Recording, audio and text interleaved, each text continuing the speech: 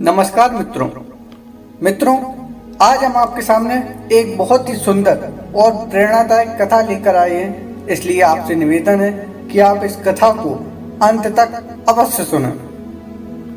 तो चलिए कथा को आरंभ करते हैं। बात महाभारत काल की है, जब महाभारत का युद्ध समाप्त हो चुका था और महाराजा युधिष्ठिर राजा बन चुके थे और अपने चारों छोटे भाइयों की सहायता से वह अपना राजकाज चला रहे थे और प्रजा की भलाई के लिए पांचों भाई मिलजुल कर जुटे रहते। जो कोई भी दीन दुखी फरियाद लेकर आता, उसकी हर प्रकार से सहायता की जाती। एक दिन की बात है, जब युधिष्ठिर राजभवन में मंत्री से बातचीत कर रहे थे। किसी समस्या पर गहन विचार चल रहा था। तभी एक ब्राह्मण वहां आ पहुंचा।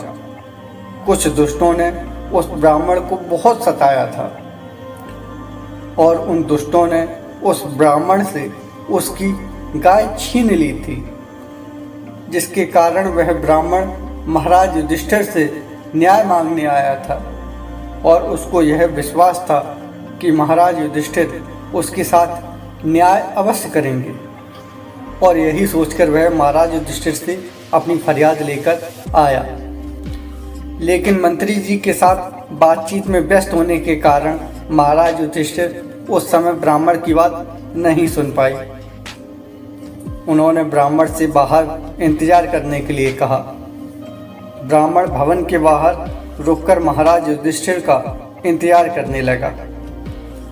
मंत्री से बातचीत समाप्त करने के बाद महाराज ने ब्राह्मण को अंदर बुलाना चाहा, लेकिन तभी वहां किसी अन्य देश का एक दूत आ पहुंचा और फिर महाराज युधिष्ठिर बातचीत में उलझ गए। इस तरह कई महानुभावों से महाराज युधिष्ठिर ने बातचीत की। अंत में सभी को निपटाकर जब महाराज युधिष्ठिर भवन से बाहर आए तो उन्होंने ब्राह्मण को इंतजार करते हुए पाया। लेकिन काफी थके होने के कारण महाराज युधिष्ठिर ने उस ब्राह्मण से कहा, अब तो मैं काफी थक चुका हूँ, आप कल सुबह आइए, आपकी हर संभव सहायता की जाएगी। इतना कहकर महाराज युधिष्ठिर अपने विश्राम कक्ष में चले गए।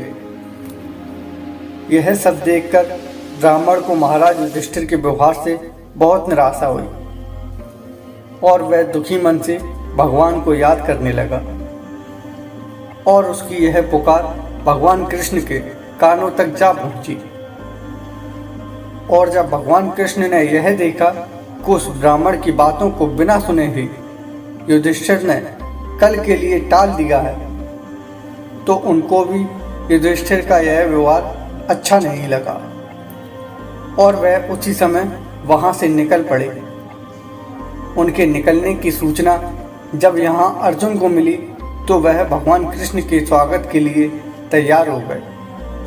भगवान कृष्ण के आने के बाद अर्जुन ने उनका स्वागत किया, लेकिन उनके आने की यह खबर युधिष्ठिर को नहीं लगी।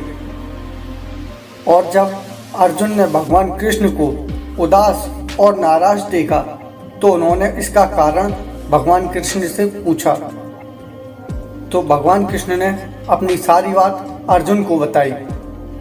भगवान कृष्ण की बातों को सुन अर्जुन भी दुखी हुए, क्योंकि अर्जुन को भी महाराज युधिष्ठिर के इस प्रकार के व्यवहार की कतई उम्मीद नहीं थी। जिसके बाद भगवान कृष्ण ने अर्जुन से कहा कि अपने सैनिकों से कहो कि विजय के अवसर पर बजाए जाने वाले नगाड़े बजाए जाएं।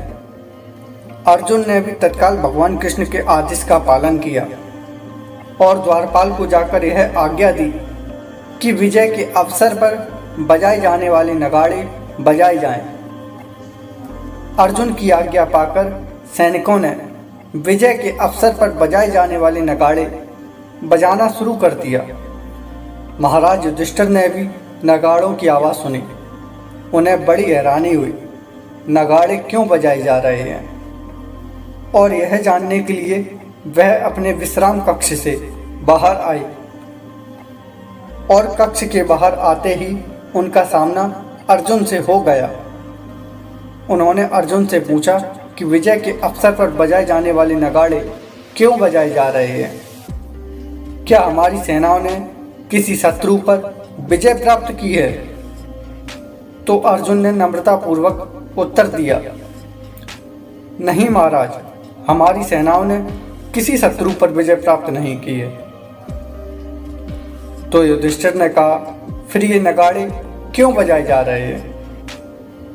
उसी समय भगवान कृष्ण ने आकर युधिष्ठिर से कहा, पता चला है कि महाराज युधिष्ठिर ने काल पर विजय प्राप्त कर ली है।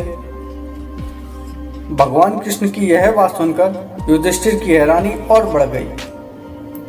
तो उन्होंने भगवान कृष्ण से पूछा, मैंने काल पर विजय प्राप्त कर ली है, यह कैसे? आखिर आप क्या कहना चाहते हैं? तो भगवान कृष्ण ने युधिष्ठिर की आंखों में देखते हुए कहा, अभी कुछ देर पहले आपने एक ब्राह्मण से कहा था कि वह आपको कल मिले। इससे साफ जाहिर होता है कि आपको पता है कि आज आपकी मृत्यु नहीं हो सकती है। आज काल आपका कुछ नहीं बिगाड़ सकता है। इसलिए यह सुनने के बाद मैंने सोचा कि अवश्य ही आपने काल पर विजय प्राप्त कर ली होगी, नहीं तो आप उस ब्राह्मण को कल मिलने के लिए क्यों कहते? और यही सोचकर मैंने अर्जुन से यह कहा कि विजय के अवसर पर बजाए जाने वाले नगाड़े बजाए जाएं। भगवान कृष्ण की यह बातें सुनकर युधिष्ठिर की आंखें खुल गईं और उन्होंने अपनी भूल स्वीकार की और तत्काल उस ब्राह्मण को बुलवाकर उसकी सारी बात सुनी और उसकी सहायता का आवश्यक प्रबंध करवा दिया। तो दोस्तों, हमारे अंदर भी एक बहुत बुरी आदत है।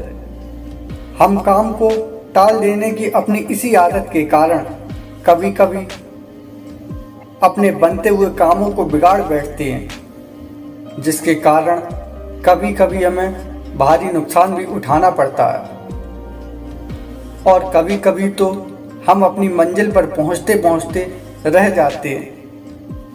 इसलिए मित्रों, जो काम हमें आज करने हैं, कल भी उन कामों का उतना ही महत्व होगा, यह कहा नहीं जा सकता, क्योंकि परिस्थितियां क्षण क्षण बदलती रहती हैं और उनके अनुसार पिछड़े हुए कार्यों का कोई महत्व तो नहीं रह जाता है। आज किसी कार्य के सम्मुख आते ही हम उसे ताज़ा जोश के साथ कर सकते हैं, परंतु कल पर टालते ही उस कार्य के प्रति हमारी दिलचस्पी भी कम हो सकती है और इस प्रकार वह कार्य सदा के लिए ही टल सकता है। जिस व्यक्ति में टाल मटोल का यह रोग लग जाता है, वह अपने जीवन के अनेकों कार्य नहीं कर पाता है, बल्कि उसके सारे काम अधूरे पड़े रहते हैं। यद्यपि ऐसे लोग हर समय व्यस्त दिखाई देते हैं, फिर भी वह काम पूरा नहीं कर पाते हैं। इसीलिए उनके सर पर कर्मों का बोझ लदा रहता है और वे उनसे डरते हुए कर्मों को ढकेलने की कोशिश करते रहते हैं।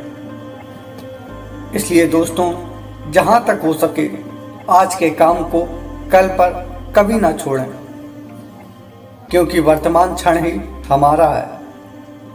इसीलिए तो कहा जाता है, काल करे सो आज कर और आज करे सो अब, पल में परलय होएगी बहुरी करेगो कब। तो दोस्तों, कहानी को अंत तक सुनने के लिए आपका धन्यवाद। कहानी कैसी लगी नीचे कमेंट बॉक्स में कमेंट कर अवश्य बताएं। अगर अच्छी लगी हो तो वीडियो को लाइक भी अवश्य करें।